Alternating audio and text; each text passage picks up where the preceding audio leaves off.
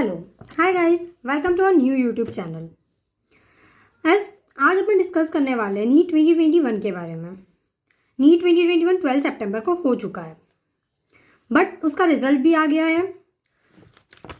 I think so कुछ लोगों का रिजल्ट अच्छा नहीं आया होगा, या कुछ लोगों का रिजल्ट मतलब मार्क्स ऐसे आए होंगे, लो स्कोर किया होगा कि गवर्नमेंट मेडिकल कॉलेज ना मिल पाए, जो MBBS सीट नहीं मिल पाएगी उन लोगों को, तो वो लोग आइडिया ड्रॉप ना करें डॉक्टर बनने के लिए। तो अभी से नीट 2022 की प्रिपरेशन स्टार्ट करें। And the main thing is कि पढ़ना कहाँ से, नीट 2022 के लिए पढ़ना कहाँ से है। तो सब लोग कहते हैं कि पूरा पेपर NCERT बेस्ड होता है, तो अपन लोग यही डिस्कस करेंगे आज इस वीडियो में कि पेपर NCERT तो होता है, बट अपन लोग पहले NCERT पढ़ते हैं, फिर जब मॉक टेस्ट देते हैं तो अपने मार्क्स कम आने लग जाते हैं, तो अपन NCERT पढ़ना छोड़ने के बाद HC Verma DC Pande start कर देते लगाना, बट पेपर प्योरली NCERT होता है। तो आज अपन नीट 2021 का पेपर डिस्कस करेंगे कि पेपर आया कहाँ से था और कैसे अटेम्प्ट करते हैं पेपर को। सबसे इंपॉर्टेंट चीज़ ये होती है अपनी मिस्टेक्स रियलाइज करना कि अपन ने कहाँ मिस्टेक करी थी, पेपर में क्या क्या क्वेश्चन कहाँ से आया था। एक्चुअली पूरा पेपर NCERT में से ही था, line to line, but mistakes कहाँ से होती है ये अपन को सबसे पहले जानना ज़रूरी होता है। तो अपन पहले यही डिस्कस करेंगे, as I am having the NEET 2021 paper also, code AO4। So guys let's start with our paper discussion. किसी भी एग्जाम को क्रैक करने के लिए सबसे पहले अपन को पता होना चाहिए कि पेपर कहाँ से बनता है, क्या इंपॉर्टेंट टॉपिक्स है। तो आज अपन पेपर डिस्कस करने वाले, पेपर का फुल एनालिसिस लेने वाले। लास्ट ईयर का पेपर से पहले अपन एनालिसिस करते हैं, फिर स्टार्ट करेंगे preparation. So first we are starting with the biology section, that's botany. तो सारे टीचर्स बोलते हैं कि सबसे ज़्यादा इंपॉर्टेंट चैप्टर, इंपॉर्टेंट टॉपिक होता है molecular basis of inheritance and biotechnology. तो अपन लोग देख लेंगे कि मॉलिक्यूलर बेसिस ऑफ इनहेरिटेंस से कितने क्वेश्चन आए और बायोटेक्नोलॉजी से कितने क्वेश्चन आए। तो अपन 101 क्वेश्चन से स्टार्ट करते हैं। मेरे पास जैसे आप देख रहे हैं कोड O4 है, तो अपन इधर से स्टार्ट कर रहे हैं।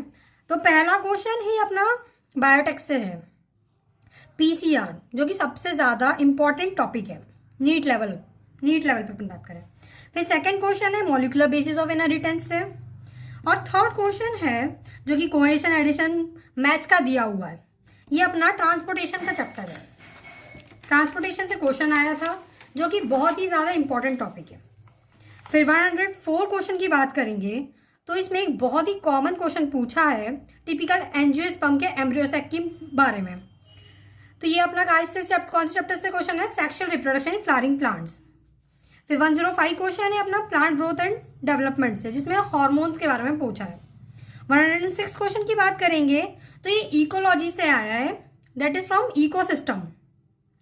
उसमें दो ही टॉपिक सबसे ज्यादा मेन होते हैं, स्टैंडिंग क्रॉप और स्टैंडिंग स्टेट का डिफरेंस, जो कि उन्होंने पूछा था।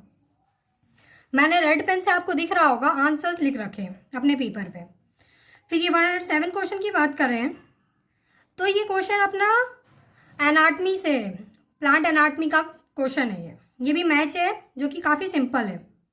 108 क्वेश्चन अगर आपको दिख रहा पाए, तो ये फिर अपना बायोटेक से, जो कि PCR एक बहुत ही इंपॉर्टेंट टॉपिक है नीट पॉइंट ऑफ व्यू से। फिर 109 क्वेश्चन जो कि इनकरेक्ट की बात की थी, ये फिर अपना एनाटमी वाले चैप्टर से है।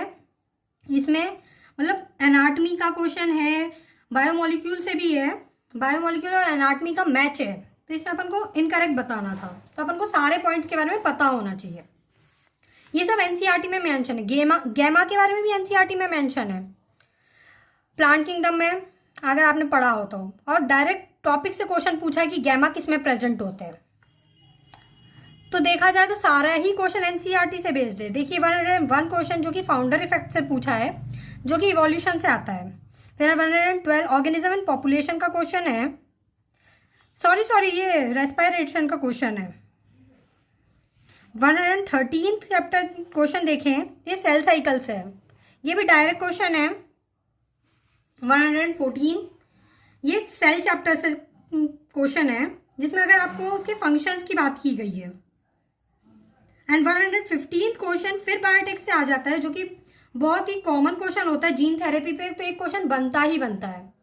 तो 105 क्वेश्चन अब 115th क्वेश्चन अपना बायोटेक से है और 116th क्वेश्चन अपना कहाँ से है, ये प्लांट ग्रोथ एंड डेवलपमेंट के लास्ट पार्ट से है, फोटो पीरियोडिज्म वाला। 117th क्वेश्चन पे देखा जाए तो ये फिर इकोलॉजी का क्वेश्चन है, इकोसिस्टम के पिरामिड के बारे में इसने पूछा गया है। Let's talk about question number 118 जो कि अमेंसिलिज्म है। ये ऑर्गेनिज्म पॉपुलेशन से डायरेक्ट क्वेश्चन है, अपन साइंस तो जनरली याद कर ही लेते हैं। 119th क्वेश्चन डायरेक्ट क्वेश्चन था जेनेटिक्स से, जो कि सीधा पूछा था पनेट स्क्वायर, F1 F2 कायम से डायग्राम से समझ आता है, ठीक है। 120th क्वेश्चन की बात करें तो ये कारागिन बायोलॉजिकल क्लासिफिकेशन से क्वेश्चन है रेड एल्गी का। 121th क्वेश्चन की बात करें तो ये सेल चैप्टर से क्वेश्चन है, जो कि लास्ट पार्ट में इसके डायग्राम भी दिए हुए हैं एनसीईआरटी में। 122 क्वेश्चन की अपन बात करते हैं तो यहाँ पे अपन ने क्वेश्चन देखा है, ये इनहेंसमेंट वाले चैप्टर से है, मतलब ये मिक्स है, मैच है, तो मिक्स क्वेश्चन आया। ये पोमेटो वगैरह ये इनहेंसमेंट वाले चैप्टर में है, वो माइक्रोब्स इन ह्यूमन वेलफेयर। ये पार्ट सबसे ज्यादा इंपॉर्टेंट होता है, इधर से लगभग एक क्वेश्चन तो बनता ही है। 123 क्वेश्चन की बात करें तो ये फिर एनाटॉमी का क्वेश्चन है, प्लांट एनाटॉमी का, और इसमें सिर्फ लेयर्स का पूछा हुआ है। देखिए फिर 124 क्वेश्चन में फिर से ये अपना बायोटेक का क्वेश्चन आ गया, चिल्ड एथेनॉल वाला। 125 क्वेश्चन की बात करें तो ये प्लांट ग्रोथ एंड डेवलपमेंट में जिस स्ट्रक्चर के बारे में बात की है, प्लास्टिसिटी, हेट्रोफिली, उधर से क्वेश्चन आया है। ये प्योर एनसीईआरटी बेस्ड क्वेश्चन है एट ऑल। एग्जाम्पल भी सारे क्वेश्चंस में सब कुछ एनसीईआरटी दिया है। 126 में एग्जाम्पल देखिए सेलेजनेलिया और साल्विनिया दिया हुआ है। ये प्रॉपरली एनसीईआरटी में लाइन में मेंशन किया है प्लांट किंगडम में कि हेटेरोस्पोरस होता है, ये भी एनसीईआरटी से था। अब हम बात करते हैं 127 क्वेश्चन की, तो इसमें पूछा है उसने मोनोइशियस, जो कि रिप्रोडक्शन ऑर्गेनिज्म में लिखा हुआ है कारा। 128 क्वेश्चन में म्यूटेशन पूछा है, ये अपना मॉलिकुलर बेसिस ऑफ इनहेरिटेंस में दिया हुआ है गामा रेज, ठीक है। 129 क्वेश्चन की बात पूछे तो इसमें अपन बायोमोलिक्यूल से क्वेश्चन है, सेकेंडरी मेटाबोलाइट्स पे। 130 क्वेश्चन की बात करें तो ये फिर कॉम्पिटिटिव रिलीज, ये थोड़ा सा अलग क्वेश्चन है, बट अगर आपने एनसीईआरटी प्योरली पढ़ी है लाइन टू लाइन तो आप इसका आंसर कर सकते हैं। ये कॉम्पिटिटिव रिलीज वाला क्वेश्चन जो दिया हुआ था पैरा पूरा एनसीईआरटी से। 131 भी आपका बायोलॉजिकल क्लासिफिकेशन में, इसमें जनरली एल्गी के बारे में पूछा है और एग्जांपल्स दिए हुए हैं, एनसीईआरटी के ही एग्जांपल्स दिए हुए हैं। 132 क्वेश्चन देखे हैं तो इसमें पॉलिनेशन पूछा है, ये ज़ैनोगैमी, ये क्लिस्टोगैमी, ये सब भी एनसीईआरटी में मेंशन है विद प्रॉपर डेफिनेशन, एनसीईआरटी में मेंशन है, तो ये क्वेश्चन भी एनसीईआरटी से ही आया है। 133 क्वेश्चन की बात करें तो इसमें स्टेमेन पूछी है और इसके सारे एग्जांपल एनसीईआरटी के ही हैं, तो कोई ज़्यादा घबराने वाली बात थी नहीं। 134 क्वेश्चन की बात करें तो ये फोटोसिंथेसिस का क्वेश्चन है। अगर आपने फर्स्ट स्टेबल प्रोडक्ट अगर सबके याद कर रखे हैं तो आप आराम से ये क्वेश्चन कर सकते हैं। 135 क्वेश्चन की बात करें तो ये फिर बायोटेक का क्वेश्चन आ गया है, मतलब 5 से 6 बायोटेक के क्वेश्चन तो पूछे ही जाते हैं, मतलब बहुत ही कॉमन क्वेश्चन पूछा गया है। Then come to section B of botany. 136 question में अपने फैमिलीज की बात की गई है, जो कि sexual reproduction in flowering plants में बताया गया है, वाइबिलिटी के बारे में, पोलन वाइबिलिटी के बारे में एनसीईआरटी में।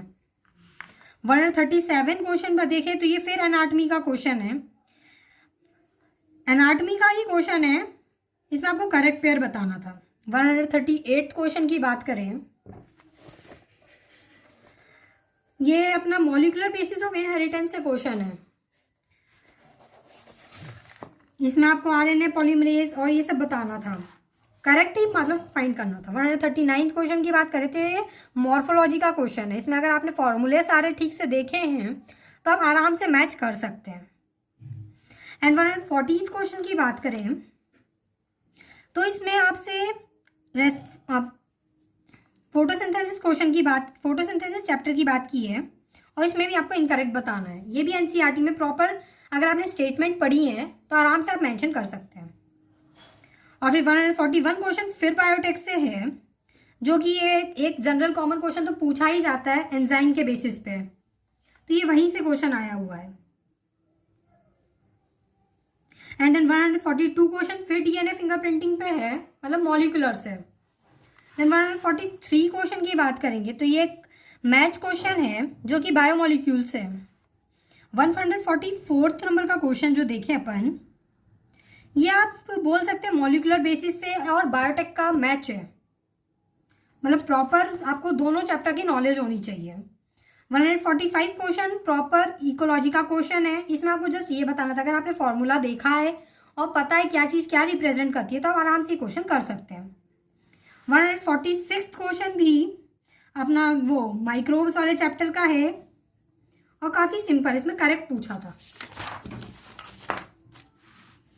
147 क्वेश्चन की बात करें तो सेल साइकिल का क्वेश्चन है जो कि फ्रंट पेज पे आपको सब दिख जाता है सेल साइकिल के चैप्टर में।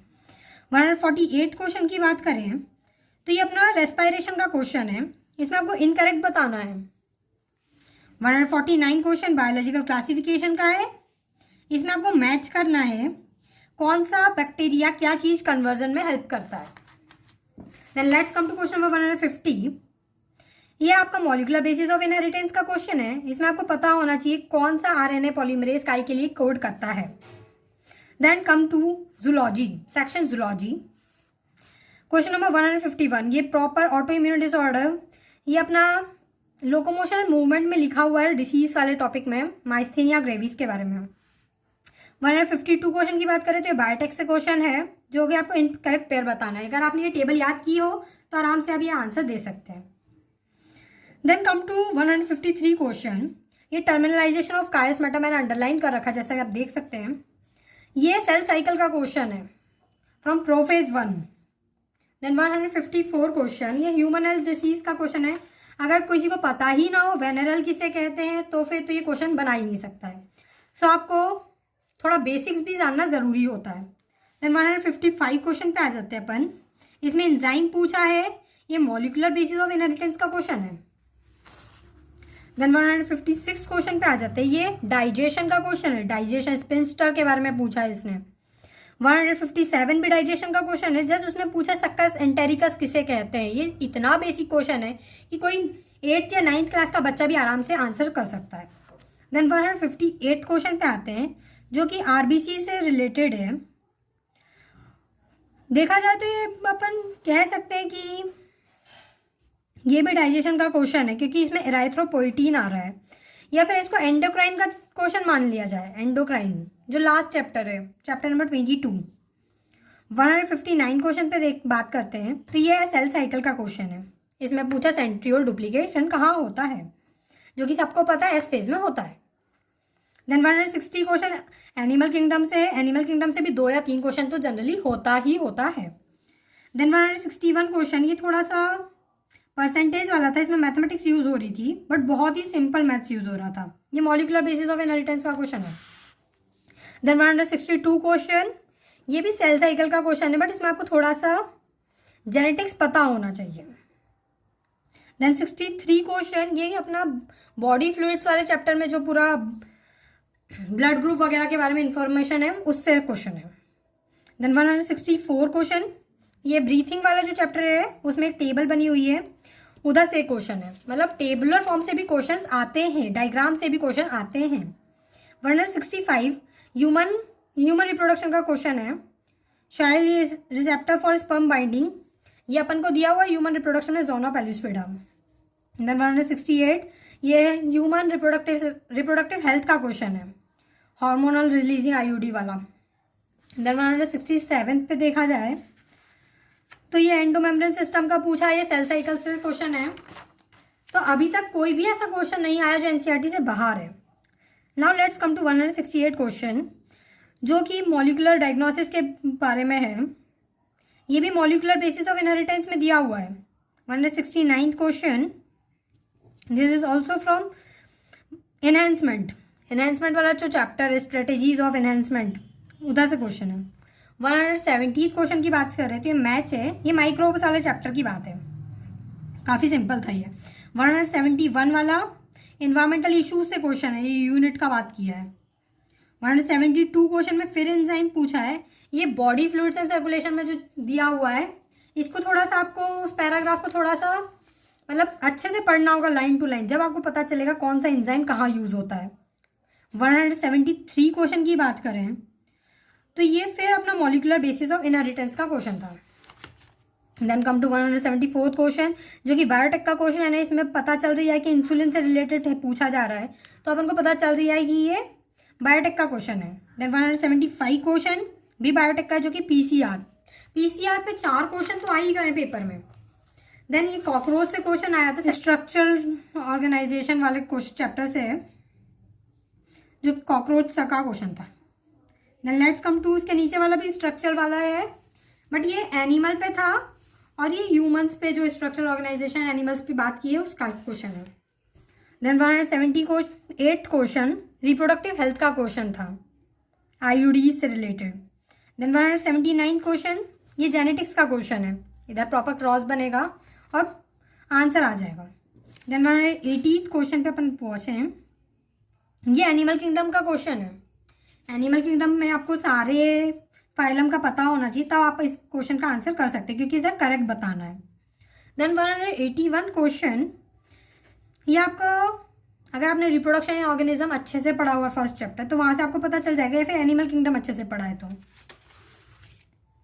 182 क्वेश्चन फिर अपना आता है बायोमोलिक्यूल से। देन 183, इसमें ये भी एनिमल किंगडम का क्वेश्चन है। 184 भी एनिमल किंगडम का क्वेश्चन है। 185 ब्रीथिंग वाले चैप्टर से है, मतलब फिजियोलॉजी से भी बहुत सारे क्वेश्चंस पूछे जाते हैं।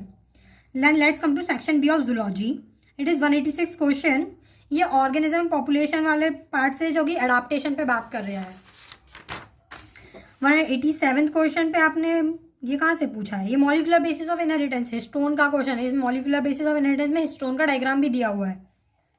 देन 186 वाला क्वेश्चन फिर ये स्ट्रक्चरल ऑर्गेनाइजेशन वाले चैप्टर से है। देन 189 ये एनहांसमेंट का क्वेश्चन है, मोएट मल्टीपल ओव्यूलेशन एम्ब्रियो ट्रांसफर जो है, ये वहाँ से क्वेश्चन आया है। देन 190 फिर एनिमल किंगडम और ह्यूमन हेल्थ से आप इसको ले लीजिए, डिसीज वाला। देन 191 क्वेश्चन फिर बायोटेक्नोलॉजी का, जो वहाँ पे कार्बन के नंबर वगैरह पूछे जा रहे हो, करेक्ट स्टेटमेंट पता है, पूछ रहा है। देन हार्मोन का क्वेश्चन है, और ये ह्यूमन रिप्रोडक्टिव सिस्टम से रिलेटेड है। देन 193 क्वेश्चन इवोल्यूशन का है, ये आपको देख के ही समझ आ रही है। देन 194 क्वेश्चन पे अपन बात करते हैं, तो ये लोकोमोशन एंड मूवमेंट का क्वेश्चन है, ठीक है। इधर आपको बोन्स के बारे में प्रॉपर नॉलेज होनी चाहिए। देन 195 पे एटमॉस्फेरिक प्रेशर की बात कर रहा है, तो ये वो रेस्पायरेशन वाला जो चैप्टर था ब्रीथिंग वाला, उसमें भी दिया हुआ है, और ऑर्गेनिज्म पॉपुलेशन में भी थोड़े इस पे बात की है, एल्टीट्यूड वगैरह के बारे में। देन 196 वाला क्वेश्चन आपको साफ साफ पता चल रहा है, मॉलिकुलर बेसिस ऑफ इनहेरिटेंस है, इसमें कोडोन के बारे में पूछा है। देन 197 क्वेश्चन ये फिर लोकोमोशन मूवमेंट का है, यहाँ पे फिर मस्कुलर कॉन्ट्रैक्शन वगैरह पूछा है। और फिर ये 198 थोड़ा अर्थवॉर्म का है, तो ये थोड़ा अपने सिलेबस से बाहर जाता है, बट फिर भी अर्थवॉर्म कोई बच्चे पढ़ लेते हैं। 199 क्वेश्चन अपना फिर से मतलब हार्मोन रिलेटेड है, बट ये फिर से अपना कहाँ से आ जाता है, ह्यूमन रिप्रोडक्शन से। एंड 200 क्वेश्चन ये अपना आता है बायोटेक से, तो बायोटेक से आई होप सो 7 क्वेश्चन तो हो ही गए होंगे। तो गाइस अभी अपन ने बायोलॉजी का पेपर डिस्कस किया है, ये आपने देखा पूरा एनसीईआरटी बेस्ड था। मैंने डिस्कस किया कि कौन से टॉपिक से आया था। And for physics and chemistry we will discuss the next part, okay. And for next part you have to subscribe our channel, so do like, share and subscribe our channel.